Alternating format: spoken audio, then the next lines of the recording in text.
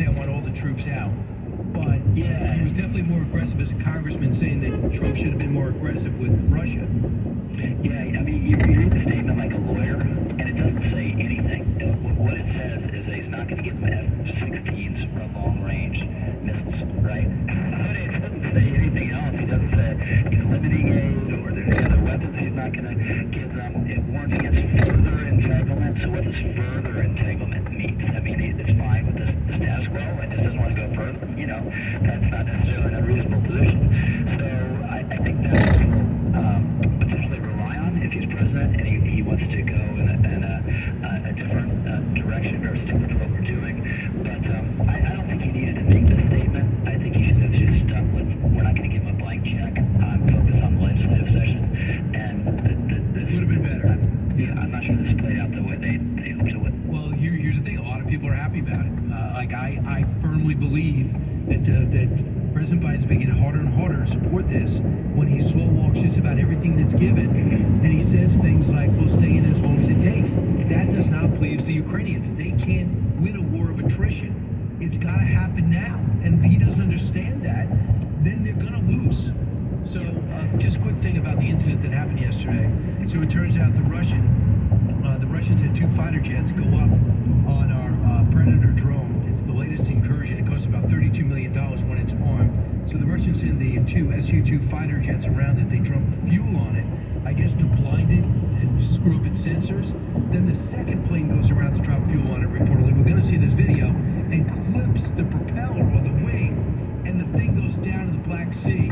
What is the right response, Rich Lowry? Because I'm not happy with what I'm reading. Yeah, I mean, strenuous words, but this is where we don't, it's one thing if it's a drone, but that's the red line for me. I think the red line for the United States should be just no direct involvement. And that's why the no-fly zone, which people were talking about early on, made no sense. That's why trainers in Ukraine, as he cited it in this Vietnam analogy, we don't want to do that. So I'm all in favor of giving Ukraine weapons, giving it aid. I think we should have done more the first year. That may have been the missed opportunity here.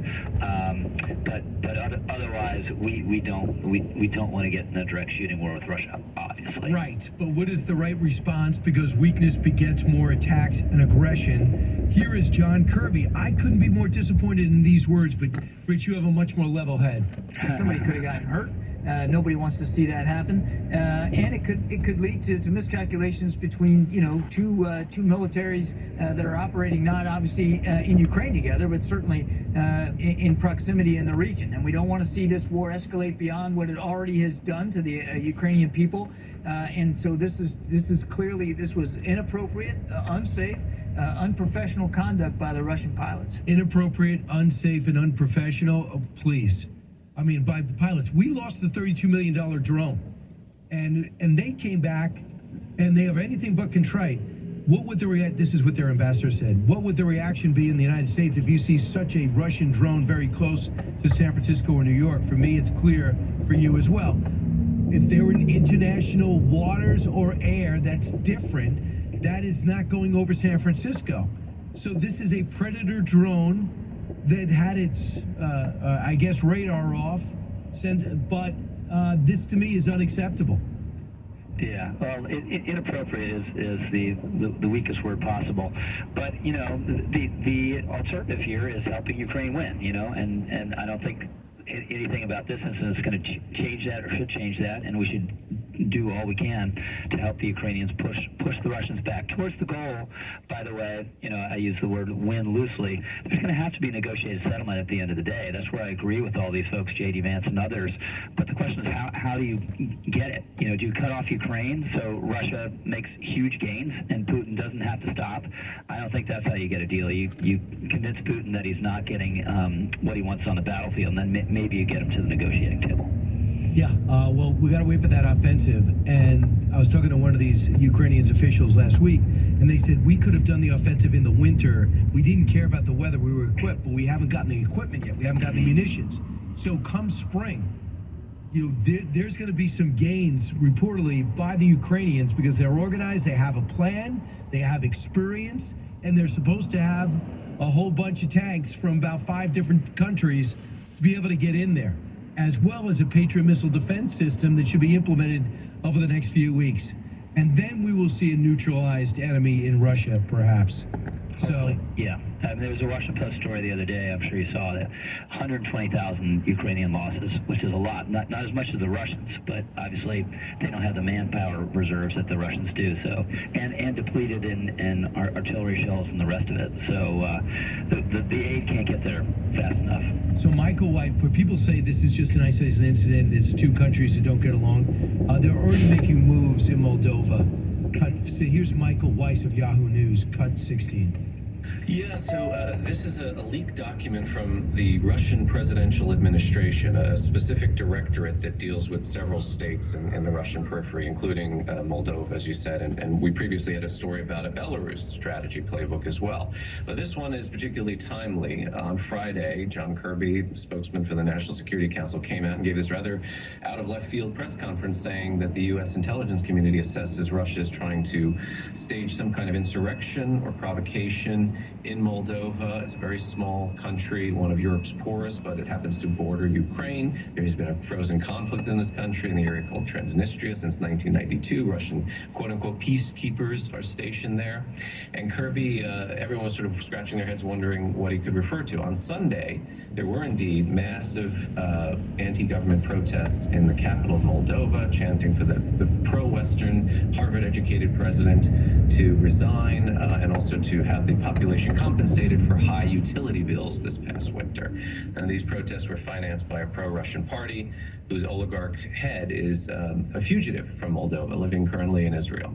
So anyway, this document that we've obtained, which we obtained, by the way, before Kirby made his announcement, lays out a sort of chapter-by-chapter strategy for the political situation in Moldova, economic and trade aspects, and also the quote-unquote humanitarian sector, by which the Russians mean the creation of NGOs and cultural centers that are essentially clearinghouses for Russian espionage and intelligence operations and propaganda.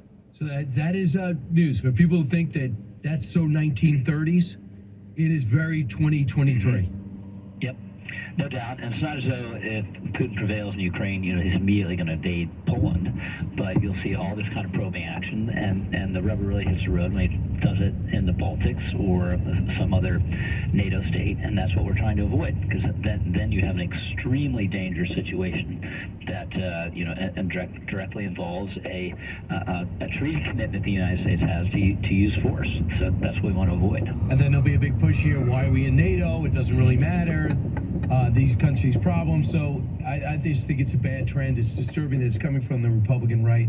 It's just because I think fundamentally there's a distrust with President Biden's instincts. And when people feel as though they agree with him, they must think something's wrong with us.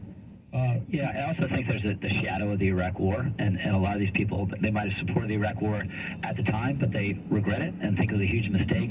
So they want to never do it again, which I think is understandable, but we're not directly involved in Ukraine. All we're doing is giving them arms and money, and yeah, let's make sure the money is being well used and all the rest of it and kick the tires. But it's a boon not to have to fight this ourselves.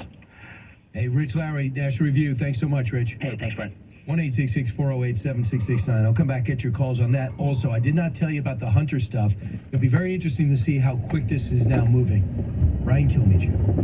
Both sides, all opinions. It's Brian Kilmeade.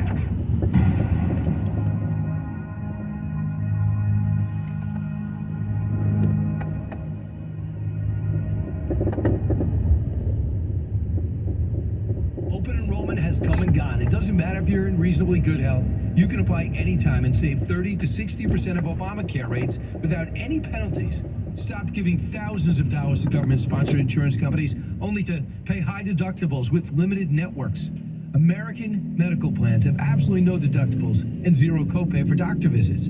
Couples under 65 are saving $500 to $1,000 a month with better coverage. So you owe it to yourself to see if you qualify for a health coverage plan that dramatically saves you money with better coverage. So just call American Medical Plans at 833-500-PLAN. That's 833-500-7526. Or do this. Go to AmericanMedicalPlans.com. Now, that's American Plans with an S.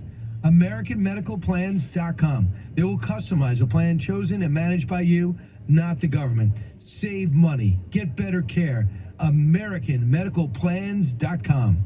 Paid for by Christian Care Ministry. Let's see, if something costs less, but people are happier with it, that sounds like something to look into, and that's MediShare. Maybe you've heard switching to MediShare to pay for healthcare can save the typical family $500 a month, and that's huge, but it's also true that people are way more satisfied after making the switch. Too, the customer satisfaction rate for MediShare is double that of the typical health insurance plan. MediShare works. It's been around for more than a quarter century, and members have shared more than $3 billion of each other's bills.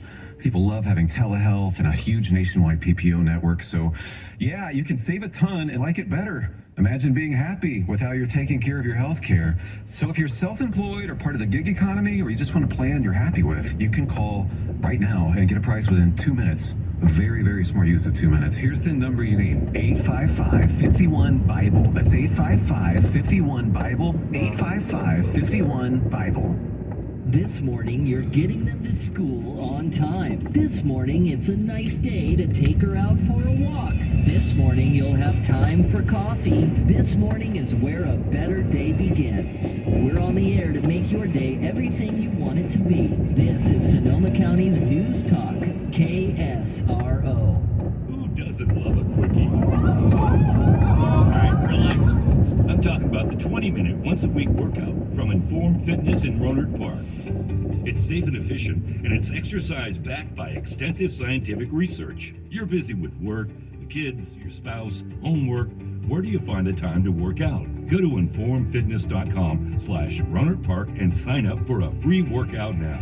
InformFitness.com in Rohnert Park. InformFitness.com. My name is Antonio Mencarini with Gelati Construction Company, and we are the underwriters of Because We Care. I'd like to introduce you to a fantastic local nonprofit benefiting our youth and young adults, Atletico Soccer Club. Here is Club President Adolfo Mendoza. Atletico is celebrating our 20th year in Sonoma County. We support youth through soccer development. We need your help to continue our mission of teaching young athletes the skills and discipline that help them reach their career ambitions. You can contribute to the club at their website, atleticosr.org.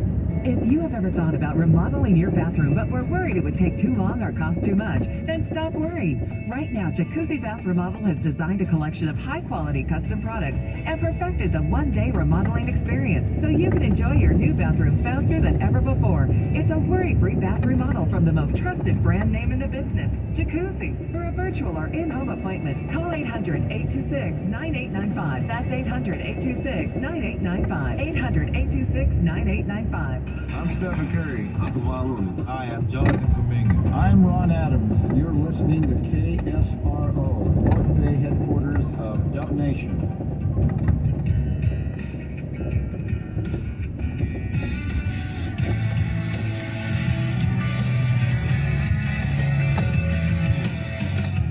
He's so busy, he'll make your head spin. It's Brian Kilmeade. We have bank records from one of the 13 banks in hand that were used by the Biden family members in these business schemes. So these bank records prove that the Bidens did receive money through a shell company from the Chinese Communist Party. So this is the first link. Hopefully within the next 48 hours, we'll have more bank records from another bank, and we're just going to keep following the money. We know from our sources that have come in, the whistleblowers, where the money trails are. And of course, the Democrats have denied it. The White House has denied it. There's no denying it now with the bank records. Right, Rob Walker, Devin Archer, these are the names that have been kicking around over the last years. You remember the panic that Tony Bobulinski revealed, and when he put his text message out there when they said, I'm coming forward, and they said, you're going to screw us all, just to paraphrase, and nobody cared. They came out there, they had the laptop, they exposed the emails, nobody cared. Tony Bobulinski called a press conference before a debate, nobody covered it outside us. And now, what people should understand, nobody's taking advantage of the president's son. His son was leading the charge on the financial entanglements with other nations, which, by the way, if I'm the IRS, I'm wondering, how does he afford 3 houses? Where are these millions of dollars? Why is Hunter Biden doing multi-million-dollar deals from these different countries, with these different countries and companies in these countries? And why does he have to live in some guest house from a friend in Malibu? Where'd all the money go? Here's more from Comer, cut 28. We don't know what that money was for, but I don't see any business activity here. It looks like it was influence peddling, and if so, that's illegal. That's called lobbying. You have to be a registered foreign agent, and we don't see any evidence of that. Right, we don't see any evidence of that. So what does it mean? It means that this thing is heating up. Bank of America, those bank records are out there. They're not going to be skewed. They're not going to be whited out. And Janet Yellen kept saying, we're not going to give you any of these records. You're in the minority. Then when they get into the majority, they still are not getting the records. They finally gave in. And we'll see what else happens with whistleblowers directing the investigators one way or another. And I think this has everything to do with 2024. If you look at what happened in the past, and then you would basically, if they show that he was doing deals with the communist government of Russia, Ukraine, and most of all China, how do you run for re-election? Which makes me think that a lot of Democrats are going to go, yeah, let's just let James Comer do his thing and see what happens. Cut 29, Ari Fleischer. This is not about the president's son. This is not about his family. It's only about Joe Biden. And any Republican who even uses the name of the president's son, I submit to you, is making an error, because it's not about family. It is, did Joe Biden receive money that was filtered through his family from China, from Russia, to pay for his lifestyle? As soon as he left the vice president's office, did he start to benefit from the deals that his family did abroad and that personally benefited the president? Because he won't answer any questions about it. So he's the only person of interest that I have in this matter. I could care less if his son or his brother made money, unless that money filtered through to Joe Biden. I 100% agree. It would be a sideline to know what the president's son or daughter did. Remember, Reagan's famously did not have a great relationship with their kids. They weren't that close. Go to Michael Reagan, who was adopted, and the daughter who regrets saying some of the things against his parents a little bit later on. Billy Carter was embarrassing Jimmy Carter on a regular basis. Roger Clinton had all types of substance abuse problems. It's not, Neil Bush had some issues, I think, when his dad was president or in between. Neil's the son. So I get it. You can't control it. Everybody listening right now has a family member that's embarrassing them at some level. Or maybe you're the person embarrassing your family. I don't know. Presidential families aren't unique. It's just as it relates to a president that might have directed his crack-addicted son to do these high-stress international business deals, knowing if they got uncovered, it would be a scandal that would destroy their family name. That, to me, shows pretty